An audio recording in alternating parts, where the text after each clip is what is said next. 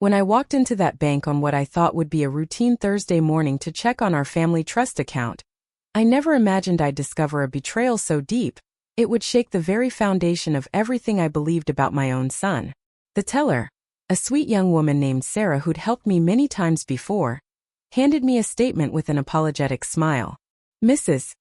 Peterson, there seems to be some confusion with your account numbers today. Are you sure you gave me the right one?" She slid a bank statement across the marble counter, and as my eyes scanned the numbers, I felt my world tilt on its axis. There, in black and white, was an account I'd never seen before. An account bearing my late husband's name and my son Michael's name as co-owner, with a balance that made my hands shake. Nearly $300,000. Money that should have been in our family trust. Money that I, as the designated financial guardian of my husband's estate, had never authorized to be moved. The blood drained from my face as I stared at the statement. Transaction after transaction showed money being systematically transferred from the trust account I managed. The account that was supposed to secure our family's future, pay for my husband's final medical bills, and provide for my golden years. Michael had been siphoning money for months, maybe even years, right under my nose. The teller must have noticed my distress because she leaned forward with concern. "Mrs. Peterson, are you all right? Would you like to sit down?" But I couldn't move. I couldn't breathe. My own son, the boy I'd raised, the man I trusted with my financial affairs when arthritis made handling paperwork difficult, had been stealing from his own family. From his deceased father's estate. From me. My name is Evelyn Peterson, and at 73 years old, I thought I'd seen every kind of heartbreak life could offer. I'd buried my beloved husband Robert just 2 years ago after a long battle with cancer. I'd raised 3 children mostly on my own while Robert worked long hours as a contractor to build our family's modest wealth. I'd weathered financial struggles, health scares, and the typical ups and downs of a 47-year marriage. But nothing, absolutely nothing, had prepared me for this moment of discovering that my own child had betrayed me in the most fundamental way possible. Robert and I had worked so hard to build something for our family. He'd started his construction business with nothing but a pickup truck and a toolbox, working 16-hour days in blazing heat and bitter cold. I'd kept the books, answered phones, and managed our household on a shoestring budget so we could reinvest every penny back into the business. We'd sacrifice vacations, new clothes, dinners out. Also, we could eventually provide security for our children and have something to leave behind when we were gone. Robert used to say, "Evie, we might not be rich, but we'll make sure our kids never have to worry." The irony of those words now felt like a knife twisting in my chest. When Robert got sick, the medical bills started piling up despite our insurance. Cancer is expensive. The treatments, the experimental drugs we tried when conventional medicine wasn't enough, the private nurses when he got too weak for me to care for him alone. We dipped into our savings, then our retirement fund. Finally, Robert made the heart-wrenching decision to liquidate some business assets to pay for one last treatment that might give us more time together. "I'd rather spend every penny trying to stay with you, Evie, than leave you wealthy but alone," he'd whispered to me in that hospital bed, his once strong hands now fragile in mine. After Robert passed, I'd been overwhelmed by the administrative burden of settling his estate. The lawyers, the tax documents, the business accounts that needed to be closed or transferred. It all felt impossibly complicated for a woman who'd spent her life focusing on family rather than finance. That's when Michael stepped in.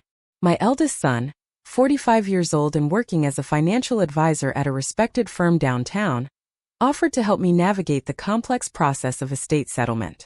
"Mom, this is what I do for a living," he'd said, wrapping me in a hug that felt so comforting at the time. "Let me take care of the paperwork so you can focus on grieving and healing. Dad would want me to look after you." I'd been so grateful for his help. Michael had always been the responsible one among my 3 children.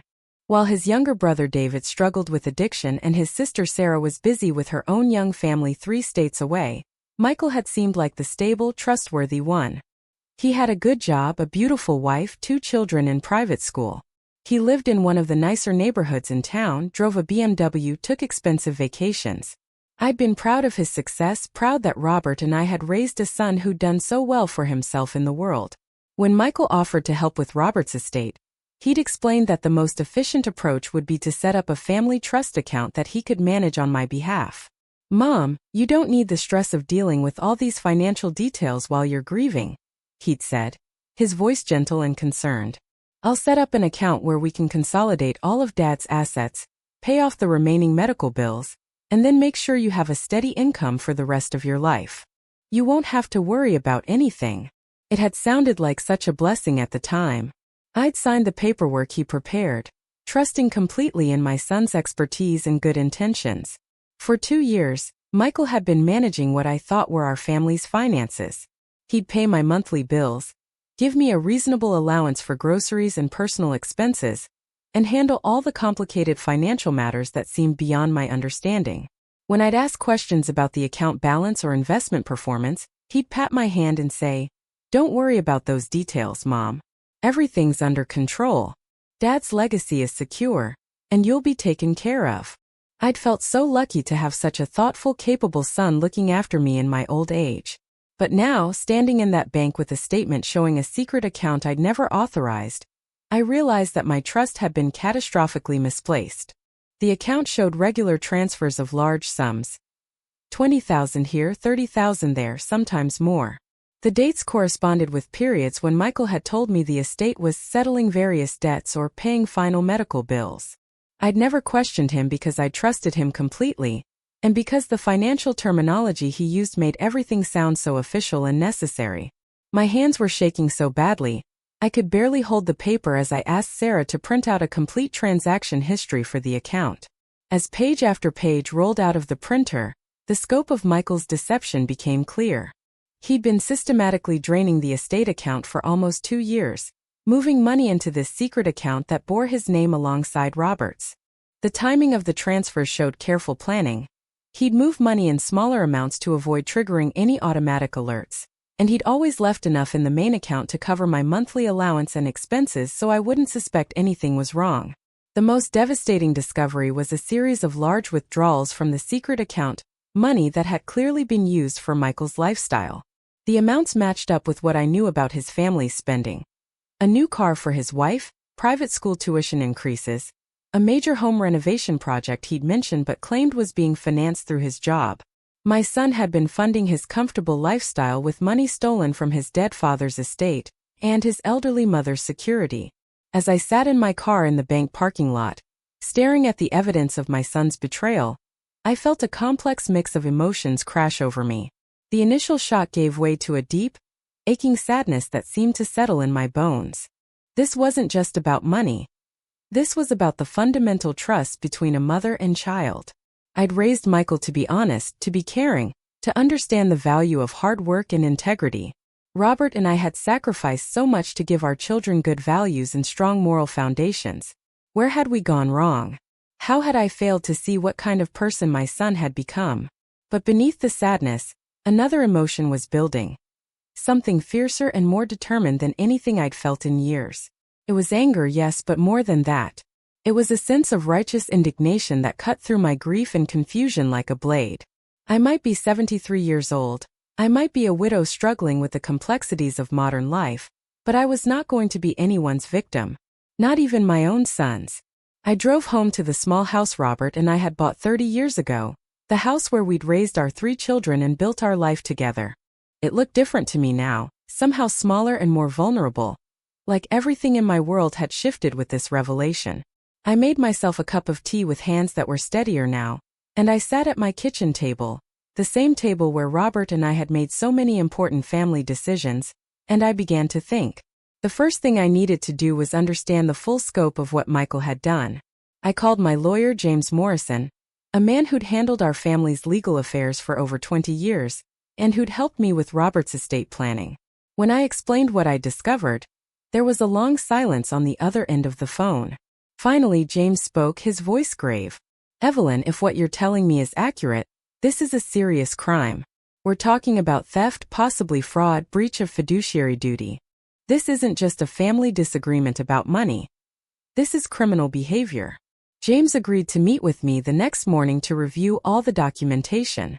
"Bring everything," he said. "Every statement, every document you signed, every piece of communication you have with Michael about the estate. We need to build a complete picture of what's happened here." As I gathered the paperwork that night, I was struck by how carefully Michael had managed the deception. All the documents I had copies of showed legitimate transactions. The secret account wasn't mentioned anywhere in the paperwork he'd given me. The meeting with James confirmed my worst fears. After reviewing everything, he leaned back in his chair and shook his head.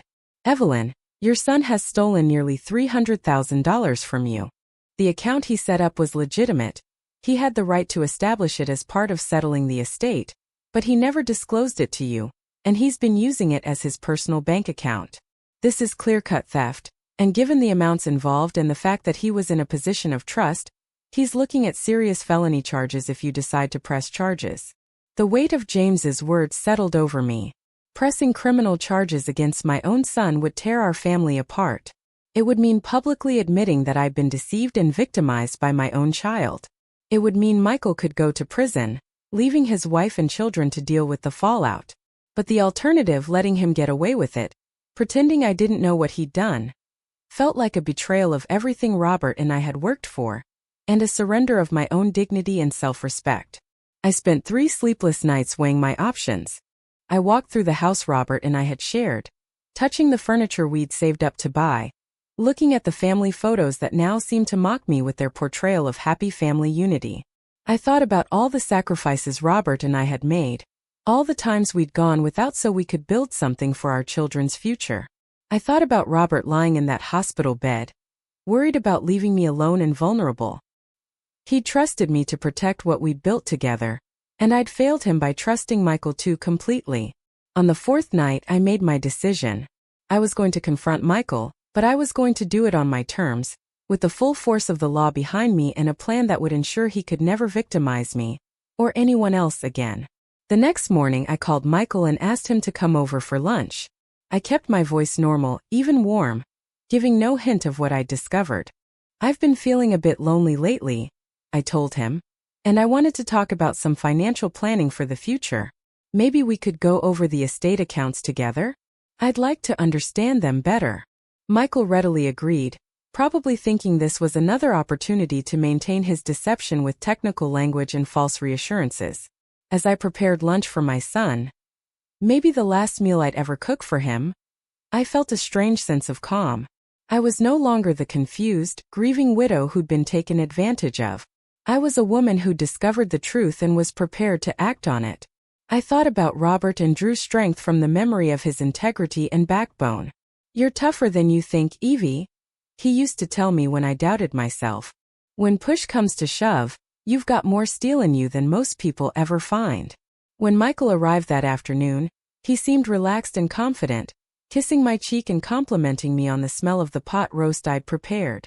He looked prosperous and content, wearing an expensive suit and a new watch I hadn't seen before. Items I now realized had been purchased with stolen money.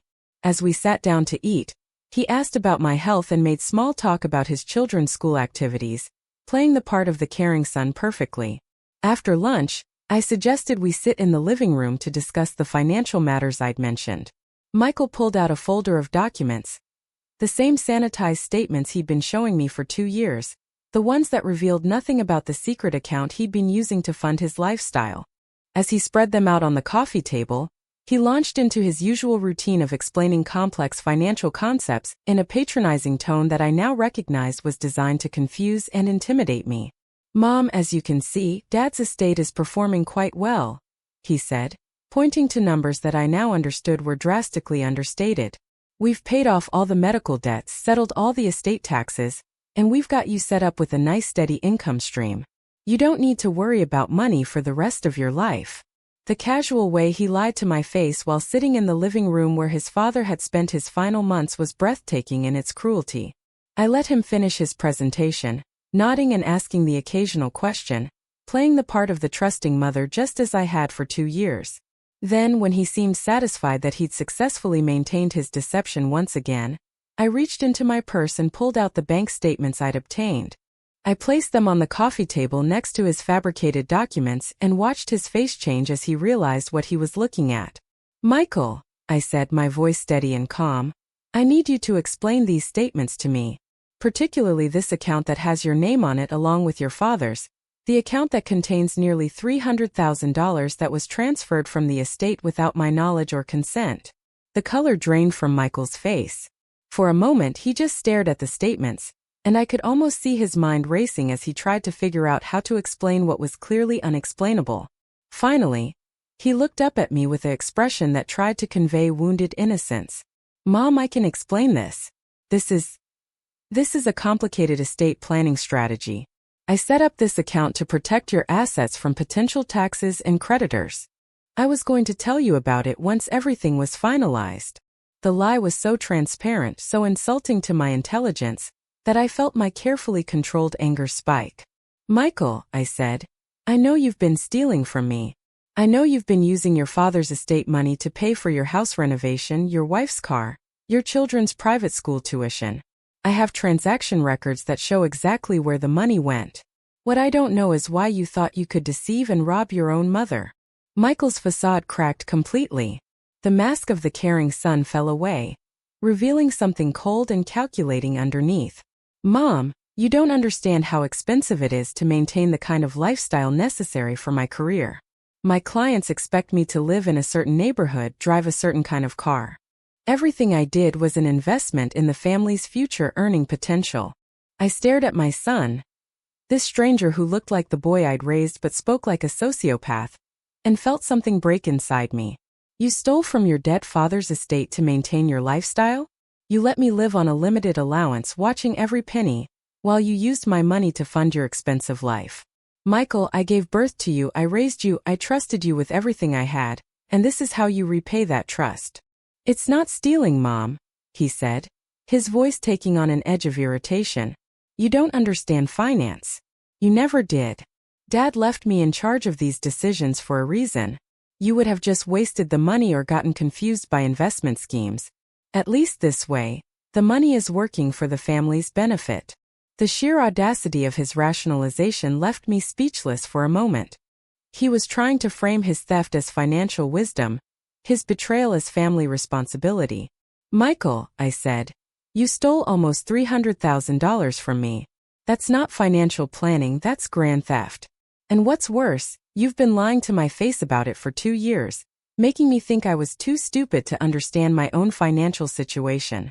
Michael stood up abruptly, his composure finally completely shattered. "Look, Mom, what's done is done. The money has been invested in assets that will benefit all of us long term. My house value has increased, which means there's more equity in the family's overall portfolio. You're getting dramatic about something you don't understand." Watching my son try to justify his theft with financial jargon was like watching a stranger. This wasn't the little boy who'd cried when he accidentally stepped on an ant, or the teenager who'd worked part-time jobs to buy me flowers on Mother's Day. This was a man who'd become so entitled, so self-serving, that he could rationalize stealing from his own mother as a sound business decision. "Michael," I said, standing up to face him, "I want you to transfer every penny back to the estate account by tomorrow morning. And then I want you to stay away from me and my finances forever." The words came out steady and strong, surprising even me with their firmness. Michael laughed, actually laughed at my demand. "Mom, be realistic. I can't just liquidate investments overnight. And even if I could, why would I? You're not competent to manage this kind of money. You need me whether you want to admit it or not." That laugh, the dismissive, condescending sound that told me my son viewed me as nothing more than a confused old woman who could be manipulated indefinitely, was the moment I realized that the Michael I thought I knew had never really existed. The caring son who'd helped with the estate had been an act. The financial advisor looking out for his mother's best interests had been a lie. The man standing in my living room was someone who saw me as an easy mark, a source of funding for his lifestyle, nothing more. "I need you," I repeated, my voice growing stronger. "Michael, I raised 3 children while running a household and helping build your father's business. I managed our family's finances for 47 years of marriage. I navigated your father's illness and death, settled his affairs, and maintained my independence at 73 years old. What I don't need is a thief for a son." Michael's expression hardened. "Fine, Mom. Have it your way. But you'll come crawling back when you realize you can't handle things on your own. And when you do, don't expect me to clean up whatever mess you've made." He grabbed his suit jacket and headed for the door, pausing to deliver one final insult. "Dad always said you were too emotional to make good financial decisions. Maybe if you'd listened to him more and talked less, our family wouldn't be in this situation." The door slammed behind him, leaving me alone in the silence of my living room. For a moment, I felt the full weight of what had just happened. My eldest son, the child I'd been most proud of, had revealed himself to be someone capable of stealing from me, and then trying to make me feel guilty for discovering his crime. The family I thought I had was built on lies and manipulation. At 73, I was truly alone in a way I'd never been before. But as I sat there in that silence, something else began to emerge from the wreckage of my illusions. It was a feeling I hadn't experienced in years. A sense of my own power, my own agency. For 2 years I'd been living as Michael's dependent, accepting his version of my financial situation, allowing him to make me feel incompetent and confused. But I wasn't incompetent. I'd managed complex family finances for decades. I'd built a business alongside Robert. I'd navigated the healthcare system during his illness and handled the legal complexities of his death. I was perfectly capable of managing my own affairs. I'd just been trained to doubt myself by a son who benefited from my self-doubt. That evening I called James Morrison at home. "James," I said, "I want to press full criminal charges against Michael. I want him prosecuted for theft, fraud, breach of fiduciary duty, whatever charges apply. And I want to make sure he can never have access to my finances or anyone else's ever again." James was quiet for a moment. "Evelyn, are you sure? Once we start this process, there's no going back. Your son will be arrested, probably lose his job, potentially face prison time. Your family will be in the news. It will be a very difficult process for everyone involved." "James," I replied, "my son has been stealing from me for 2 years. He's shown me that he views me as nothing more than a source of funding for his lifestyle. Today he told me I was too stupid to manage my own money, and that I'd come crawling back to him when I realized I needed his help. If I don't stop him now, he'll keep victimizing me for the rest of my life. And if he's willing to steal from his own mother, what will he do to his clients? What will he teach his children about integrity and respect?" The criminal complaint was filed the following Monday. By Tuesday afternoon, Michael was arrested at his office on charges of theft by conversion, fraud, and breach of fiduciary duty. The amounts involved made it a Class B felony, punishable by up to 10 years in prison. His arrest made the local newspaper, and by extension, everyone in our small town knew that Michael Peterson, the successful financial advisor, had been stealing from his elderly mother. The fallout was swift and comprehensive. Michael's firm fired him immediately. They couldn't afford to have an employee charged with financial crimes, especially one involving the exploitation of an elderly family member. His professional licenses were suspended pending the outcome of the criminal case. The financial planning clients who trusted him began pulling their accounts and demanding audits of their portfolios. But Michael's professional destruction was nothing compared to the personal cost. His wife, Jennifer, called me 3 days after his arrest, crying hysterically. "Mrs. Peterson, I had no idea what Michael was doing. I thought the money for the renovation and the new car came from bonuses at work. I never would have gone along with this if I'd known he was stealing from you. Please, please don't let them send him to prison. Think about what this will do to your grandchildren." Listening to Jennifer's tears, I felt a moment of doubt. Michael's children, my grandchildren, were innocent victims in this situation. They would suffer for their father's crimes through no fault of their own. But then I remembered Michael's contemptuous laugh when I demanded he return the money, his casual assertion that I was too stupid to manage my own finances, his complete lack of remorse or acknowledgement of what he'd done to me. "Jennifer," I said gently, "I'm sorry you and the children have to go through this. But Michael made his choices. He chose to steal from his family. He chose to lie to me for 2 years. He chose to continue lying even when confronted with evidence of his crimes. These consequences are the result of his choices, not mine." 2 weeks after Michael's arrest, David, my younger son, came to visit me. David had struggled with addiction and financial problems for years, and I'd often worried about him while being proud of Michael's apparent success and stability. The irony wasn't lost on me that my problem child was the one offering support while my successful child was the one who'd betrayed me. "Mom," David said, sitting across from me at the same kitchen table where I'd made the decision to fight back.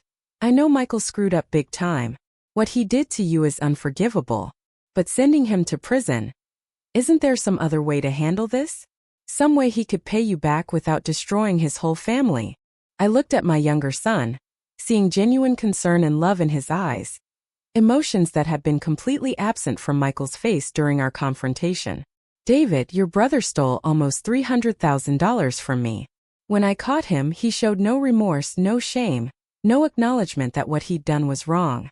He told me I was too stupid to manage my own money, and that I'd come crawling back to him when I realized I needed his help. If I don't hold him accountable, he'll just find another way to victimize me or someone else. David was quiet for a long moment. Then he nodded slowly. You know what, Mom? You're right. Michael always thought he was better than the rest of us. I guess success and money made him think he was entitled to whatever he wanted, even if it belonged to someone else. I'm proud of you for standing up to him. The validation from David meant more to me than he could know.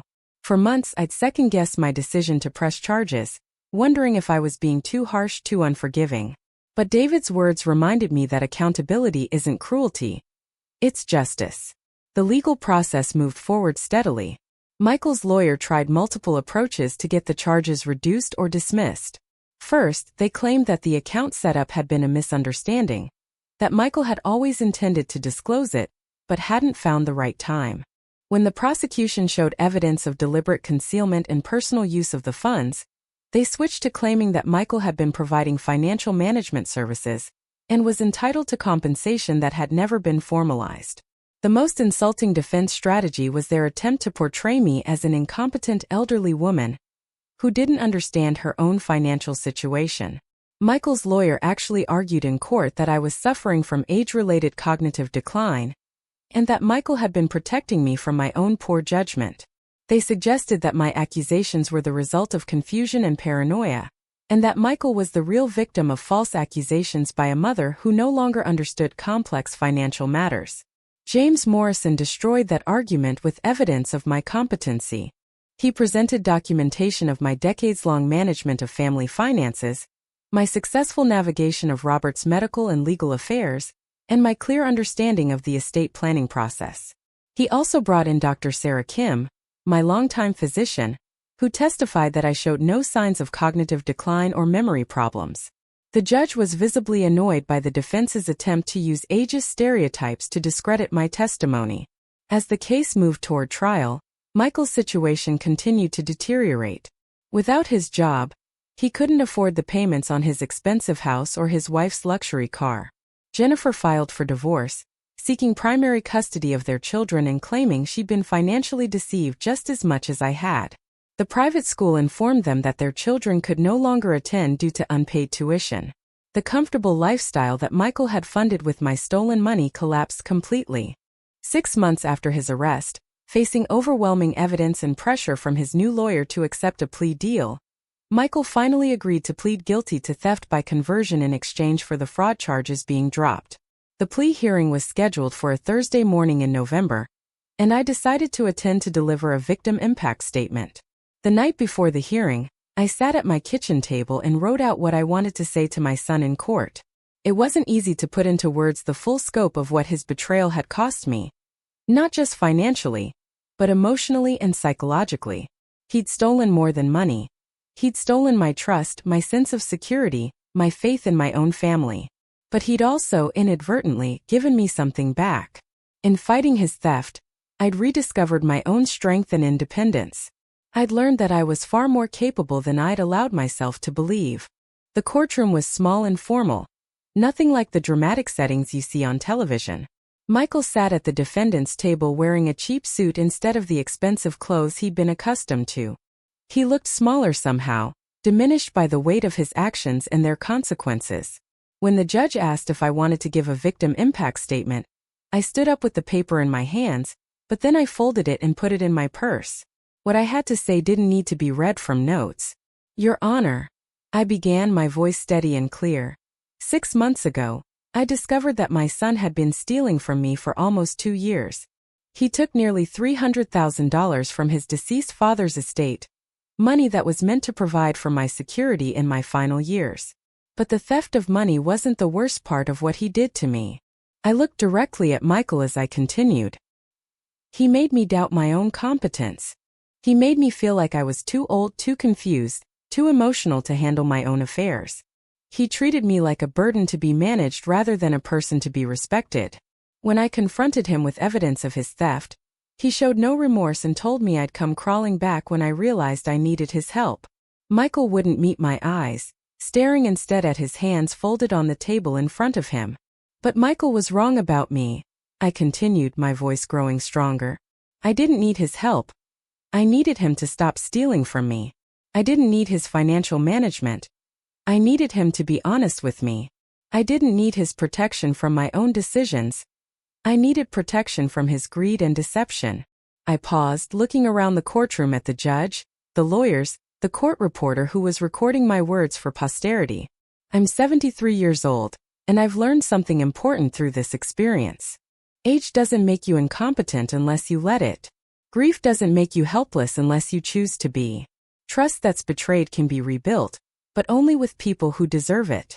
Finally, I looked back at Michael, who had raised his head and was now watching me with what might have been remorse or might have been calculation. I'd lost the ability to tell the difference. Michael, you are my son, and I will always love you. But love doesn't mean accepting abuse. Love doesn't mean enabling theft. Love doesn't mean sacrificing my dignity and security for your comfort. I hope someday you understand what you've lost and what you've cost not just me, but your entire family. The judge sentenced Michael to 2 years in prison with the possibility of parole in 18 months, plus 5 years of probation. He was also ordered to pay full restitution of $87,000 plus interest and court costs. The restitution order was largely symbolic. Michael no longer had assets to seize, and his earning capacity was severely compromised by his felony conviction and the loss of his professional licenses.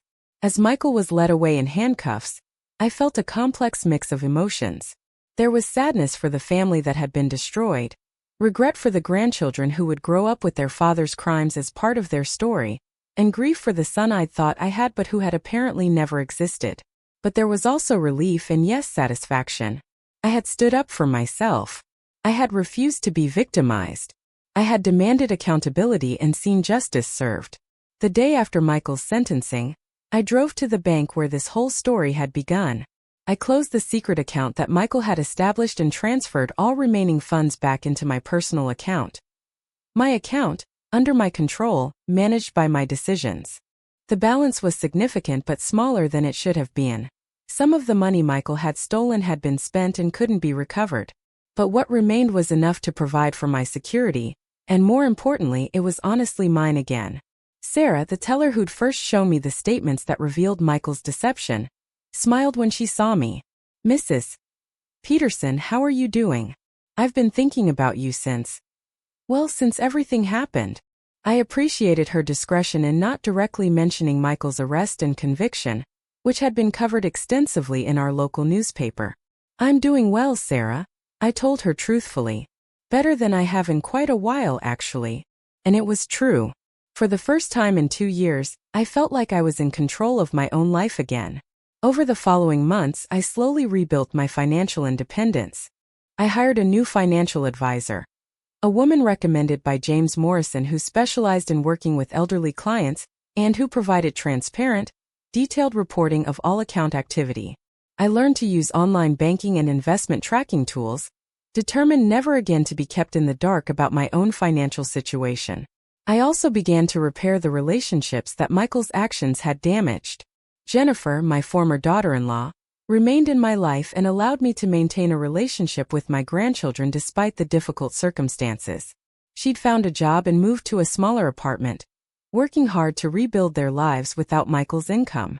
I helped where I could, providing some financial assistance for the children's needs while being careful not to enable any patterns of dependency.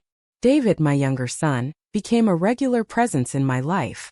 His struggles with addiction had taught him hard lessons about accountability and consequences, and he understood why I'd had to hold Michael responsible for his crimes. "Mom," he told me one day, "I used to think Michael was the successful one and I was the screw-up. But at least when I hit bottom, I hurt myself more than anyone else. What Michael did to you. That's a whole different level of betrayal. My daughter Sarah, who lived several states away, flew in to visit once she learned what had happened. She'd been shocked by Michael's actions and furious that she hadn't known what was going on. Mom, why didn't you call me when you first discovered what Michael was doing? I would have helped you figure out what to do. I explained that I'd needed to handle this myself, to prove to myself and everyone else that I was capable of standing up for myself when it mattered. 1 year after Michael's sentencing, I received a letter from him in prison.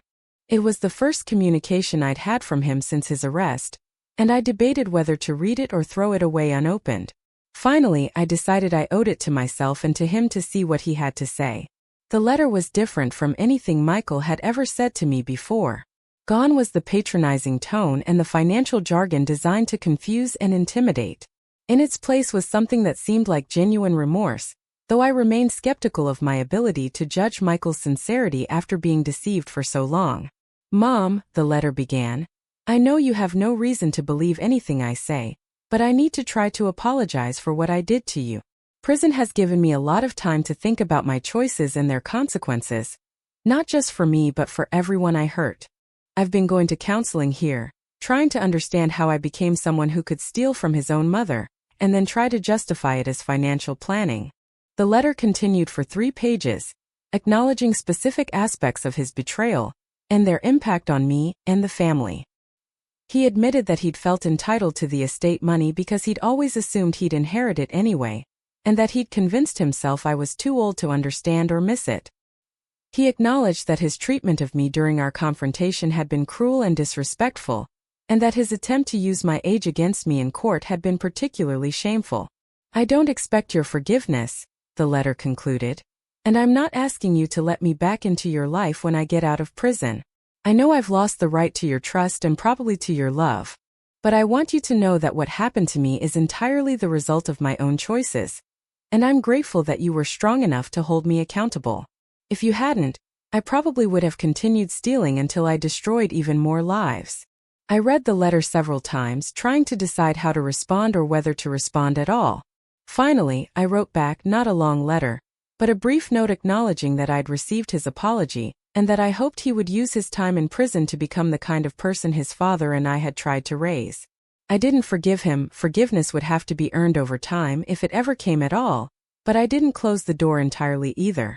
As I write this story, it's been nearly 2 years since I discovered Michael's theft and 18 months since his conviction. He was released on parole 3 months ago, and is living in a halfway house across the state, working in a warehouse and slowly trying to rebuild his life. We exchange brief letters occasionally, but we haven't seen each other in person. That may change someday or it may not. I'm no longer driven by what my children need from me, or what they expect of me. I make decisions based on what's right for me, and what aligns with my values. My life now is quieter but more authentic than it was before Michael's betrayal. I live in the same house Robert and I shared, but I've made it fully mine in ways it never was during our marriage. I've taken up painting, something I'd always wanted to try but never had time for during my years of focusing on family and business. I volunteer at a local senior center, helping other elderly people navigate financial and legal challenges. My experiences have given me credibility and expertise that helps others avoid the pitfalls I fell into. Most importantly, I've learned that being victimized doesn't make you a victim, unless you choose to remain one. Michael's theft was a crime against me, but my response to it was a choice I made. I could have accepted his version of events and continued living as his financial dependent. I could have stayed silent about his crimes to preserve family harmony. I could have allowed shame and embarrassment to keep me from seeking justice. Instead, I chose to fight back, and that choice returned my power and dignity to me. People sometimes ask me if I regret having my son arrested and sent to prison. The honest answer is that I regret the circumstances that made it necessary, but I don't regret the action itself. Michael's crimes deserved consequences, and those consequences serve justice not just for me, but for everyone who might have been his future victims. More personally, standing up to Michael taught me that I was stronger and more capable than I'd allowed myself to believe. At 75, I'm living independently, managing my own finances, making my own decisions, and taking care of myself just fine. The woman who walked into that bank 2 years ago and discovered her son's betrayal was confused and devastated. The woman writing this story today is neither confused nor devastated. She's empowered, self-reliant, and absolutely clear about her own worth and capabilities. Robert used to tell me I had more steel in me than most people ever find. It took my son's betrayal to help me discover he was right. Michael stole money from me, but in the process of fighting his theft, I found something more valuable than any bank balance. I found myself strong and independent and capable of protecting what matters most. That discovery was worth every difficult moment of the journey to justice.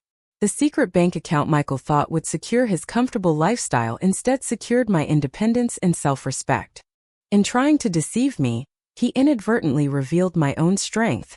That, more than any legal victory or financial recovery, was the most valuable outcome of this entire ordeal. I learned that at any age, it's never too late to stand up for yourself, demand respect, and reclaim your power from those who would take it from you. That knowledge is something no one can ever steal from me again.